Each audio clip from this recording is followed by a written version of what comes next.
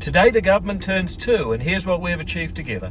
In law and order, we've increased funding for corrections to lift prison capacity. We've abolished Labour's prisoner reduction target. We oversaw a 16% drop in youth crime. We brought about a 20% drop in the district court criminal backlog. We defunded Section 27 cultural reports. We strengthened the consequences for Kāinga Ora tenants who engage in repeated antisocial behaviour.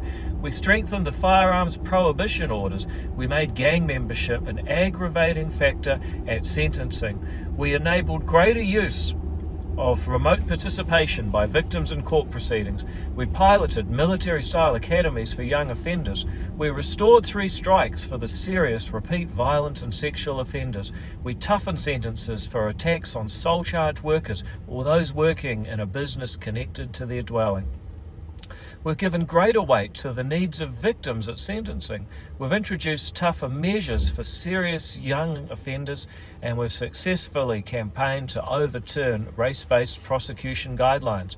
We advanced a members' bill to criminalise non-consensual explicit deepfakes.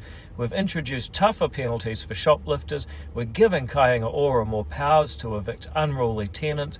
We've rewritten the Arms Act to prioritise public safety while respecting the rights of law-abiding, legitimate firearm users.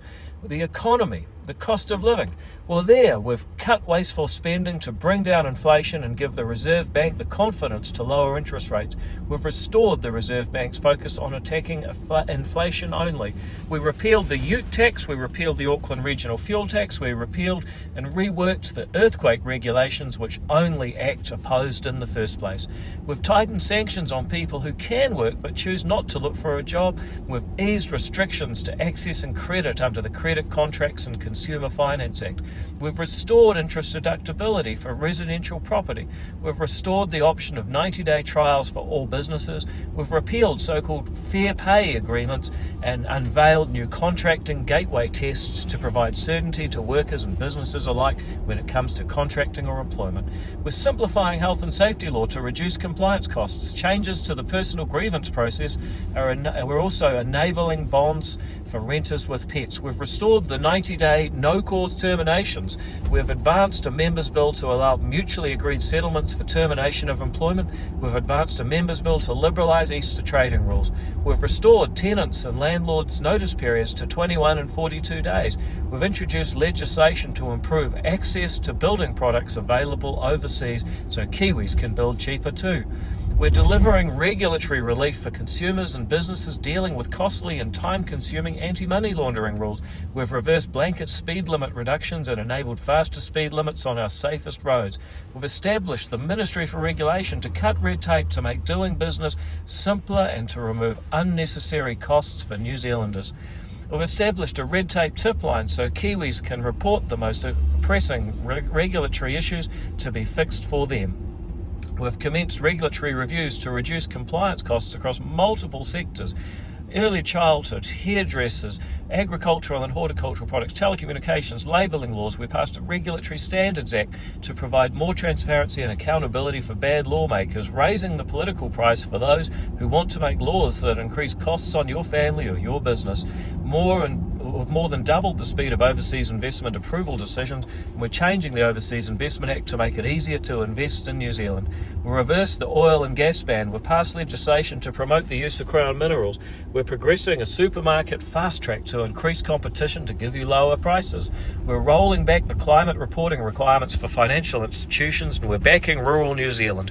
We're doing that by securing a completed Select Committee inquiry into the rural banking issues. We've ensured methane is measured correctly with slashed methane targets so people can keep farming. We got rid of He Waka Eke Noa and ensured that no emissions tax will ever be put on farmers.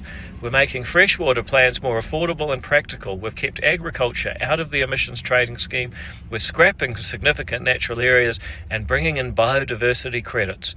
We're cutting red tape around importing agricultural and veterinary products. We increased the cap on RSE workers. We're passing legislation to improve public safety and ease regulatory burdens on firearms clubs and ranges. We're defending equal rights and democracy. That includes standing alone for the Treaty Principles Bill. We've abolished the Māori Health Authority, we've ended race-based health waitlist, we've secured a government directive to deliver public services based on need, not race. We've removed compulsory treaty education from schools. We've restored local referendums on the introduction of Māori wards.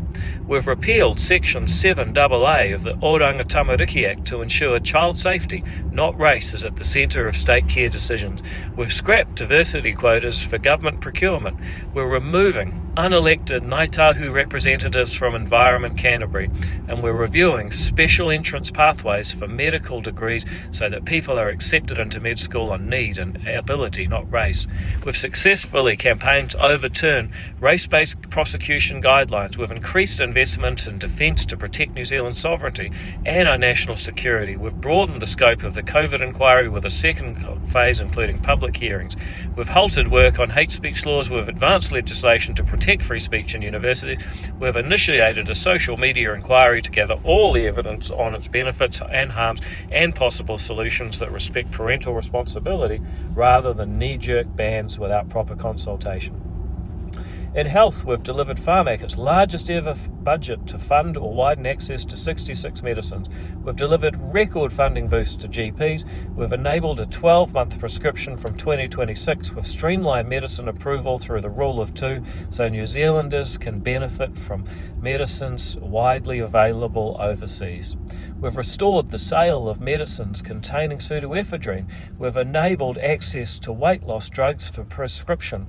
We've enabled access to melatonin off the shelf.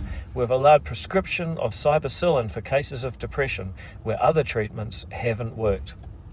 We've repealed the Therapeutic Products Act, which would have imposed excessive and costly regulations on consumers, businesses and exporters. We've lowered the bowel cancer screening age, and we've reversed Labour's change that gave people different access to screening based on race. We've outlined expectations that Pharmac should have appropriate processes for ensuring that people living with an illness along with their carers and family, can participate in and provide input decision-making into processes around medicines.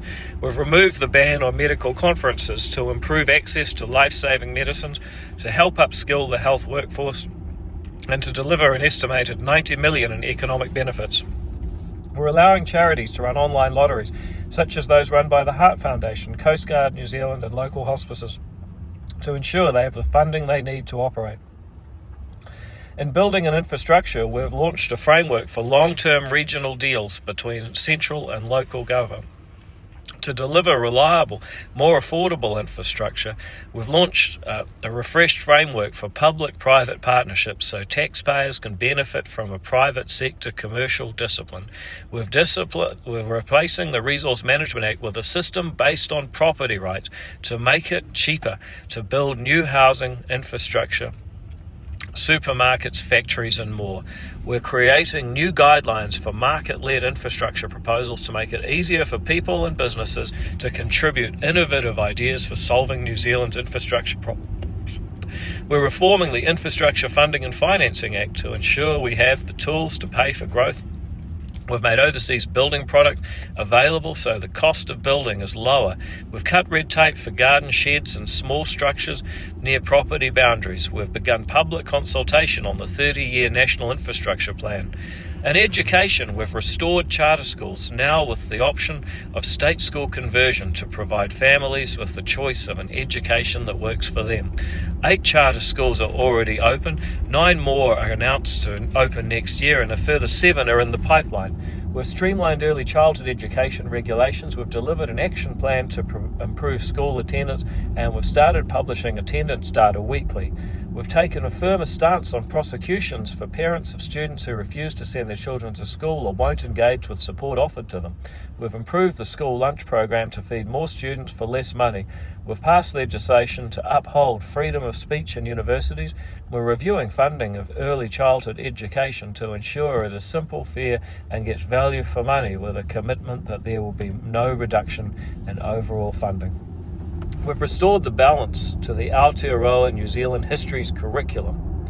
That's just a few of the things that we've been up to in the last 2 years. If you're still with us, you can see how much hard work has gone, and we couldn't have done it with you. And 2 years into this term means 1 year until the next election. I hope that you'll be with us to make sure that this real change continues.